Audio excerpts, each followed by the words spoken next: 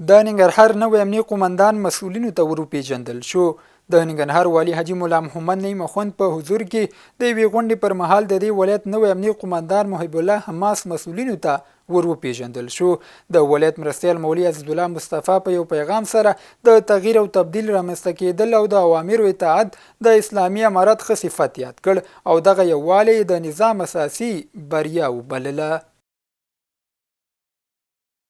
د اسلامي امارت ویان مولوي ذبیح الله مجاهد ویلي سره له دې چې اسلامي امارت د پاکستاني ځواکونو د تجاوز او د افغانستان د حریم د نقض په وړاندې د ځواب حق ځان ته محفوظ ګڼي، خو دوحه کې د مذاکراتي ټیم د درناوي لپاره خپلو مجاهدینو ته سپارښتنه کړې چې له نویو تحرکاتو ډډه وکړي.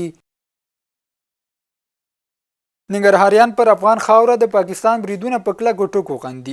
وایي په هر حالت کې به د خپلو دفاعي او امنیتي سرتیرو ترڅنګ ولاړ وي.